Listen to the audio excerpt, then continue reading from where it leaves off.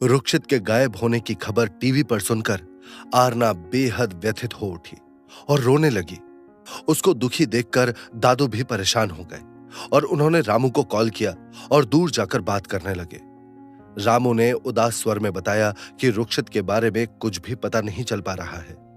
दादू उसकी बात सुनकर परेशान होते हुए बोले, यह न्यूज वालों को किसने इंफॉर्मेशन लीक की है? आरू को रुक्षित के गायब होने की खबर मिल गई है और उसका रो रो कर बुरा हाल हो रहा है। दादू की बात सुनकर रामू बोला, आप उन्हें संभालिए, हम देखते हैं, कुछ पता चलता है तो आपको फोन करता हूं। यह कहकर रामू ने फोन रख दिया। दादाजी ने एक नजर आरना को देखा जो बहुत रो रही थी और बार बार किसी को फोन कर रही थी। रुद्र अपनी बहन को ऐसे देख बेहद हैरान और परेशान था। वो सोच रहा था कि आरना पहले कभी इतना ज्यादा रोई नहीं थी। हमेशा खुश रहने वाली वो लड़की बस 1 महीने में उस अनजान आदमी से इतना जुड़ गई थी। वो उससे इतना प्यार करने लगी थी। रुद्र को विश्वास ही नहीं हो रहा था। उसने अपनी जान पहचान के लोगों से रुक्षित के बारे में जानने की कोशिश की ताकि उसे कहीं से कुछ तो पता चले। दूसरी साइड रुक्षित के घर में भी ये न्यूज पहुंच चुकी थी। दद्दू भी परेशान थे। वो परेशानी में खुद से ही बोले, इस लड़के ने आखिर अपने मन की ही की, क्यों नहीं सुनता ये किसी की? उन्होंने किसी को फोन किया और कुछ गंभीर विषय पर उनसे चर्चा करने लगे। आतंकवादियों का इलाका। यह इलाका इजिप्ट के बाहर का था, जहां दूर दूर तक कोई नहीं था। उसी जगह एक आदमी अपनी बड़ी सी चेयर पर बैठा हुआ था। उसके सामने इस वक्त 2 आदमी थे जो उसे आर के बारे में बता रहे थे। इस आदमी का नाम था फरजत खान।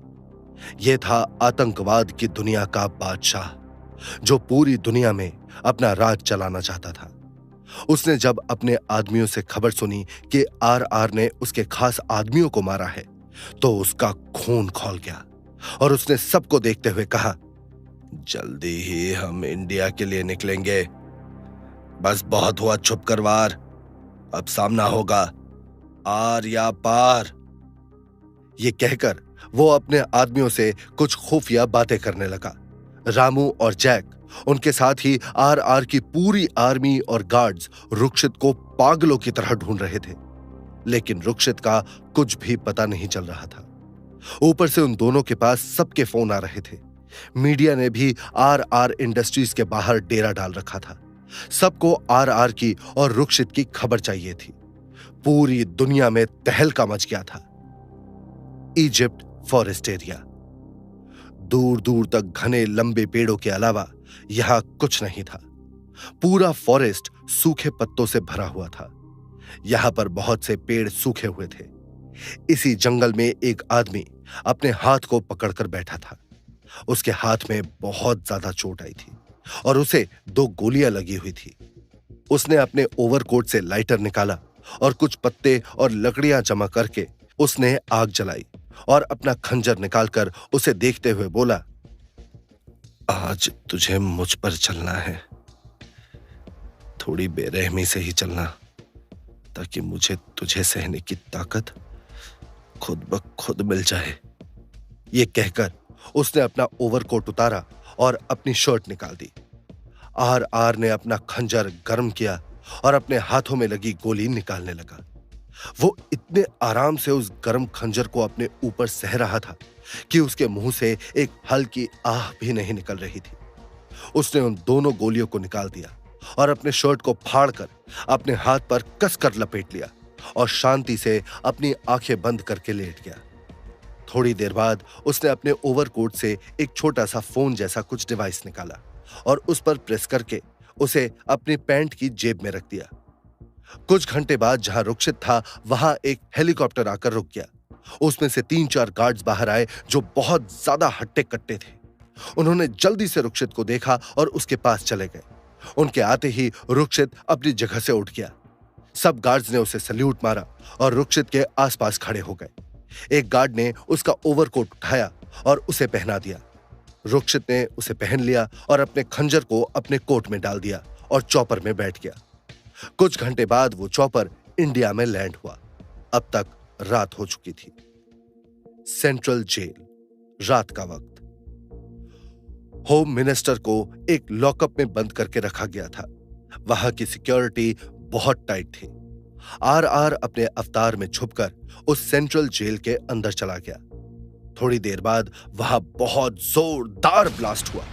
यह ब्लास्ट वहां के खुले मैदान में हुआ था। ब्लास्ट के कारण वहां पर अफरा तफरी मच गई।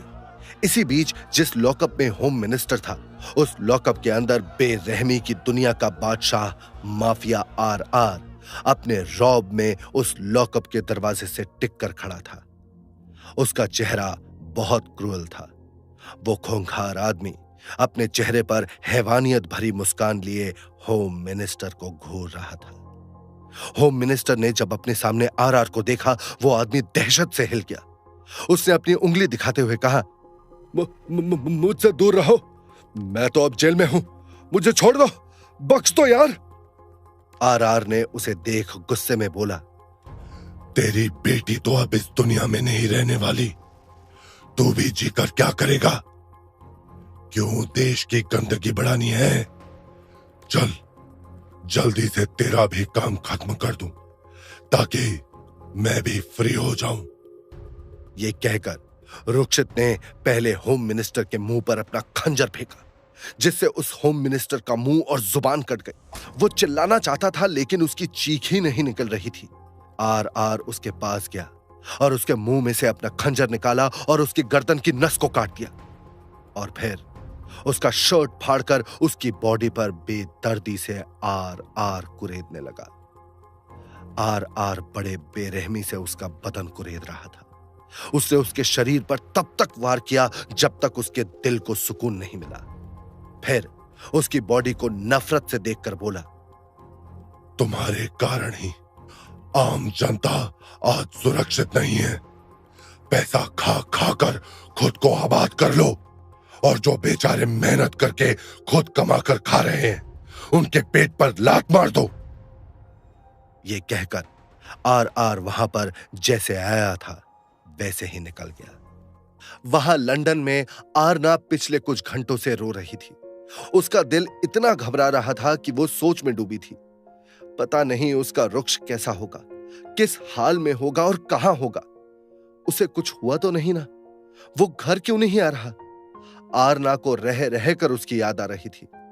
उसने सुबह से कुछ नहीं खाया था। सब उसे समझा समझा कर थक गए थे, पर वो किसी की बात सुनने को तैयार नहीं थी। दादाजी से उसकी हालत देखकर रहा नहीं जा रहा था। उन्होंने रुक्षित के दादाजी को फोन किया। उधर से दद्दू ने फोन उठाया और थोड़ा नाराजगी से बोले, सच कहता हूं मैं आकाश, ये लड़का कभी नहीं सुधरने वाला। इसे कहा था मैंने, अकेले मत जाना, फिर भी अकेले चला गया। उसने जानबूझकर ये सब किया है। देखना, पक्का कोई कांड करके आएगा। दादाजी उसकी बात सुनकर बोले, यार यहां मेरी बच्ची का रो रो कर बुरा हाल है। सुबह से उसने कुछ नहीं खाया है, बस जिद कर रही है उससे मिलने की। मुझे ना सच में इन मीडिया वालों पर बड़ा गुस्सा आ रहा है। क्या जरूरत थी इन्हें रुक्षित के बारे में बताने की? पता नहीं अब ये लड़का कब आएगा। दद्दू बोले, जब आएगा ना तो तुम उसे आरना के पास मत जाने देना, और कह देना तुम्हारी हरकत के कारण तुम्हें यह सजा मिली है। तू इतना बोल रहा है तो खुद क्यों नहीं कहता? मुझे क्यों उसके उस खूंखार चेहरे का सामना करने को कह रहा है? कहीं गुस्से में वो मुझे भी ना उड़ा दे। उसका गुस्सा तू ही झेल। इस उम्र में मैं उसका वो खूंखार रूप नहीं देखना चाहता। कहीं हार्ट अटैक से अभी ही ना मर जाऊं। वो दोनों बात कर रहे थे कि अचानक वहां बहुत सी गाड़ियां रुकने की आवाज आई, जिसे सुनकर दादाजी ने फोन रख दिया और सब लोग बाहर चले गए। बाहर रामू और जैक गाड़ी से उतरे और दादाजी के सामने खड़े होकर बोले, अभी तक कोई खबर नहीं मिली है, पता नहीं कहां पर है। आरना उसकी बात सुनकर बोली, तुम लोग कुछ काम के नहीं हो, मैं खुद जाऊंगी उन्हें ढूंढने। यह कहकर आरना जल्दी से अपनी गाड़ी में बैठ गई। उसे जाता देख सब गार्ड्स उसके पीछे पीछे चले गए। आरना कुछ ही दूरी पर गई थी कि वहां अचानक बहुत ज्यादा धुआं हो गया और सब कुछ दिखना बंद हो गया। इसलिए आरना ने अपनी गाड़ी रोक दी। उसके पीछे आ रहे गार्ड्स भी रुक गए। थोड़ी देर बाद वो धुआं वहां से छट गया। गार्ड्स ने जब ये देखा तो जल्दी से आरना की गाड़ी के पास गए। उन्होंने अंदर झांक कर देखा तो शॉक्ड हो गए। आरना गाड़ी से गायब थी। सारे गार्ड्स आरना को गायब देखकर डर से कांपने लगे। अगर उनकी लेडी बॉस को कुछ हुआ तो उनका वो बेरहम माफिया उन्हें कितनी बेदर्दी से मारेगा, इसका अंदाजा भी लगाना बहुत मुश्किल था। उनके पीछे ही जैक, रामू और रुद्र आ रहे थे। उन्होंने जब गार्ड्स को ऐसे देखा तो जैक ने कार रोक दी। रामू जल्दी से कार से बाहर निकला और उनके पास जाकर देखा। एक गार्ड ने कांपते हुए रामू को सारी बातें बता दी, जिसे सुनकर रामू एकदम शॉक्ड हो गया। वो सोचने लगा कि आरना के बारे में तो किसी को पता ही नहीं है, फिर ये कौन नया दुश्मन आ गया। रामू ने जल्दी से रुद्र के पास जाकर उससे पूछा, तुम्हारा कोई ऐसा दुश्मन जो भाभी के बारे में जानता हो, या फिर कोई ऐसा जिससे भाभी को खतरा हो? उसकी बात सुनकर रुद्र हैरान हो गया और फिर परेशानी से बोला, आरू कहाँ है और तुम ये सब क्यों पूछ रहे हो? रुद्र की बात सुनकर रामू को बहुत ज्यादा गुस्सा आ गया। यहां चल क्या रहा है और ये आदमी वो बताने के बजाय मुझसे ही सवाल पूछ रहा है। अगर उस शैतान को पता चला ना कि उसकी महबूबा यहां से गायब हो गई है तो वो सबको नरक दिखा देगा। रामू को तो ये सोच सोचकर ही पसीना आ रहा था। उसने गुस्से से कार पर मुक्का मारा और बोला, पागल आदमी, भाभी गायब है और तुम मेरे सवालों के जवाब देने के बजाय मुझसे ही सवाल कर रहे हो। उसकी बात सुनकर रुद्र शॉक्ड हो गया। उसने रामू की कॉलर पकड़ ली और उसे हिलाने लगा, लेकिन मजाल है कि रामू थोड़ा सा भी हिला हो। इतना हट्टा कट्टा आदमी अब ऐसे ही थोड़ी किसी के हिलाने से हिलेगा। रामू ने रुद्र का हाथ पकड़कर अपने कॉलर से हटा दिया। रुद्र उसे गुस्से में घूरते हुए बोला, तुम गंडे कहीं के, मेरी बहन कहां चली गई? इतने सारे आदमी हो और मेरी बहन को ऐसे जाने दिया, और ढूंढने के बजाय मुझसे पूछ रहे हो कि हमारा कोई दुश्मन तो नहीं है। रुद्र आरना के गायब हो जाने से बावला हो गया था। रामू ने उसे अजीब नजरों से देखा और बोला, तुम्हें इतनी बड़ी कंपनी का सीईओ किसने बनाया? मंदबुद्धि कहीं का। अगर तू भाभी का भाई ना होता ना तो तुझे मैं यही मार देता। पहले रुक्षित गायब हुआ और अब आरना भी अचानक ही सबके सामने से गायब हो गई है। आखिर ये सब हो क्या रहा है? क्या होगा अब आगे, जानने के लिए रुक्षित के गायब होने और फिर उसकी कोई खबर नहीं मिलने पर आरना बौखला गई और खुद ही उसे ढूंढने निकल गई। लेकिन कुछ ही दूरी पर जाकर रास्ते में धुआं छा गया और आरना भी उसी बीच गाड़ी से गायब हो गई। टेंशन में रामू ने रुद्र से पूछताछ की, जिसका जवाब देने के बजाय रुद्र रामू से ही सवाल करने लगा। रामू ने उसे अजीब नजरों से देखा और उसको मंद बुद्धि बोल दिया। अब रामू ने रोनी शक्ल बना ली और बोला, अरे पागल आदमी, अगर भाभी नहीं मिली तो वो शैतान आदमी हमें नरक भेज देगा। यार बताना, अगर कोई दुश्मन होगा तो हमें भाभी को ढूंढने में आसानी हो जाएगी। तुम समझते क्यों नहीं? सबकी हालत खराब हो गई थी। सब पागलों की तरह आरना को ढूंढ रहे थे। तभी रामू के पास एक गार्ड आया जो आरना की गाड़ी के एकदम पास था और उसके हाथ में बंदूक देखकर बोला, सर आप मुझे गोली मार दीजिए ताकि मैं मर जाऊं। उस बेदर्द आदमी के हाथ से बेरहमी की मौत मरने से अच्छा मैं खुद मर जाऊं।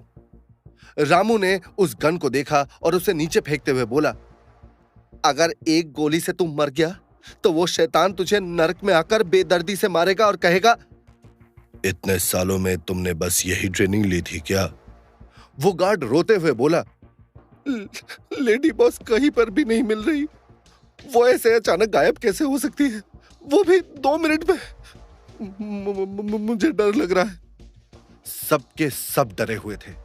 रुद्र उन्हें ऐसे देखकर झल्लाते हुए बोला, यार तुम लोग तो ऐसे डर रहे हो जैसे आरना नहीं मिली तो वो रुक्षित तुम्हें कितनी बेरहमी से मारेगा, जैसे वो आर सबको मारता है अपना नाम लिखकर। रामू उनकी बात सुनकर धीरे से बोला, वो लोग भी अच्छे से मर जाते हैं, हमें तो वो आदमी भगा भगा कर मारेगा और ऐसा मारेगा कि हम जिंदा भी रहेंगे और मरेंगे भी नहीं। ऐसा सूली पे लटका देगा हमें। वही लंदन में एक सुनसान जगह पर कोई आदमी आरना को अपने कंधे पर उठाकर तेजी से चल रहा था। इतना अंधेरा था वहां कि कुछ दिखाई नहीं दे रहा था, फिर भी उस चांदनी रात में वो आदमी तेजी से चला जा रहा था। आरना उसकी पीठ पर मुक्के मार मार कर थक गई थी। उस आदमी की बॉडी से खून की गंध आ रही थी। उसका चेहरा उस चांद की रोशनी में बेहद आकर्षक लग रहा था। उसके बाल बिखरे हुए थे, बदन पर सिर्फ एक पैंट और उसके ऊपर ओवरकोट था जो ब्लैक कलर का था।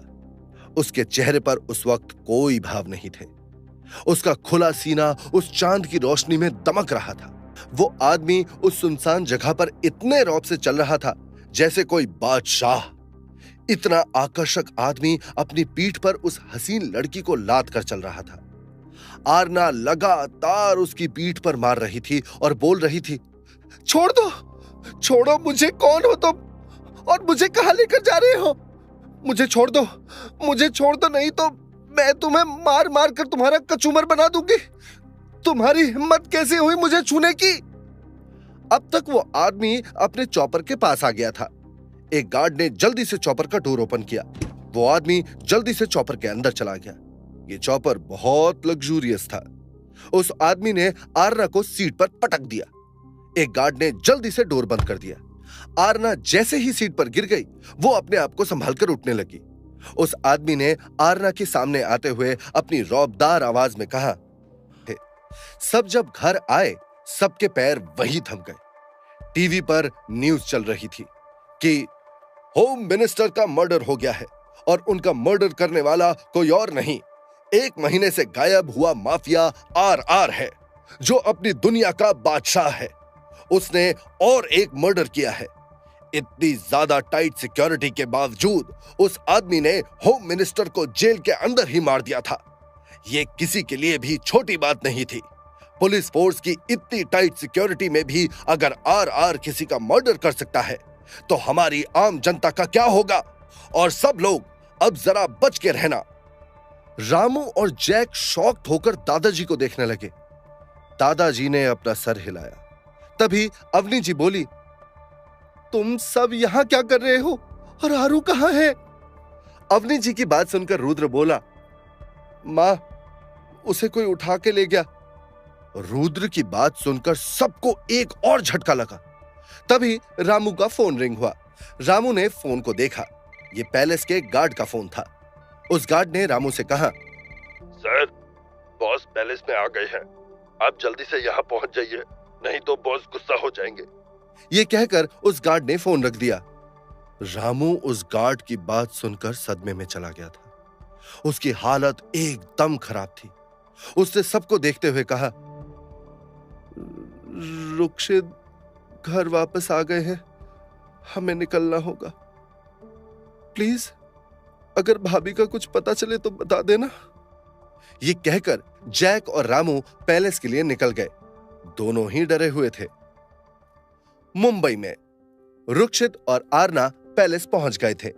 आरना सो रही थी, इसीलिए रुक्षित ने उसे बेड पर सुलाया और वो बाथरूम में चला गया। फ्रेश होकर वो बाहर आया और अपने हाथ पर दवा लगाकर आरना के पास सो गया। अगली सुबह रुक्षित जल्दी उठ गया। वो हॉल में बैठकर न्यूज़पेपर पढ़ रहा था। उसने इस वक्त लोअर और टी-शर्ट पहना हुआ था, जिससे उसके हाथ का टैटू बहुत अच्छे से दिख रहा था और वो इस वक्त बेहद कातिलाना लग रहा था। उसके दूसरे हाथ पर पट्टी बंधी हुई थी और उसकी बॉडी पर थोड़े बहुत चोट के निशान थे। तभी जैक और रामू भागते हुए अंदर आए और रुक्षित के कदमों में गिरकर बोले, हमें माफ कर दो बॉस, हमने उनका पूरा ख्याल रखा था, पर पता नहीं कहां गायब हो गई है भाभी। प्लीज प्लीज प्लीज प्लीज उन्हें ढूंढ लीजिए। ये कहकर दोनों उठ गए और रुक्षित के आगे हाथ जोड़कर खड़े हो गए। रुक्षित का चेहरा इस वक्त भावहीन था और उतना ही सख्त और कठोर। तभी रामू और जैक को आरना की आवाज आई, रुक्ष, कहां हैं आप? उन दोनों ने जैसे ही आरना की आवाज सुनी, दोनों ही एक साथ उस दिशा में देखने लगे जहां से आवाज आई थी। दोनों ने जैसे ही आरना को देखा, शौक के मारे दोनों हड़बड़ाकर रुक्षित के ऊपर लुढ़क गए। दरअसल ऊपर कमरे में आरना बेड पर आराम से सो रही थी।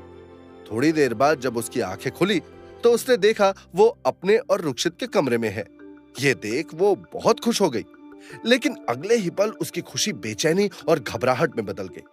वो झट से बेड से उठकर खड़ी हुई और पूरे कमरे में रुक्षित को ढूंढने लगी, जब उसे रुक्षित नहीं मिला तो वो उसे आवाज देते हुए नीचे आ गई। रुक्षित ने फौरन से उस दिशा में देखा जहां से उसकी महबूबा उसे पुकार रही थी। आरना चलते हुए हॉल में आ गई थी। जैक और रामू ने जैसे ही उसे देखा, दोनों शौक के मारे रुक्षित के ऊपर लुढ़क गए थे। रुक्षित को जब इसका एहसास हुआ, उसने उन दोनों को अपने आप से दूर धकेल दिया। दोनों ही फर्श पर गिर गए। वो अभी भी शौक में थे। आरना ने जैसे ही दोनों को देखा, उसे गुस्सा आ गया। आरना गुस्से में उनके पास गई और उन्हें गुस्से से घूरने लगी और झुककर उन दोनों को अपने नाजुक हाथों से मारते हुए बोली, आप लोग बहुत बुरे हैं। सबको पता था ना, फिर भी मेरा फोन नहीं उठा रहे थे। आरना को ऐसे देख रुक्षित ने उसका हाथ पकड़ा और अपने पास सोफे पर खींच लिया। आरना अभी भी उन दोनों को घूर रही थी। जैक ने रामू को देखा और रामू ने जैक को। दोनों एक दूसरे की आंखों में देखकर आंखों ही आंखों में बात कर रहे थे। इसका मतलब कि हम दोनों कल से आरना को पागलों की तरह ढूंढ रहे थे और यह आदमी उसे लेकर आ गया था। यार, यह बात वो हमें भी तो बता सकता था ना। दोनों ने अपना सर पीट लिया। आखिरकार लंबी जुदाई के कड़वे घूंट पीने के बाद दोनों प्रेमी युगल अब मिलन का मीठा रस चख रहे थे। लेकिन कोई ठिकाना नहीं कब ये मिठास फिर से कड़वाहट में बदल जाए। उतार चढ़ाव से भरपूर होती जा रही है ये रोमांचक कहानी। जुड़े रहिए और सुनिए अगला भाग, सिर्फ पॉकेट एफएम पर।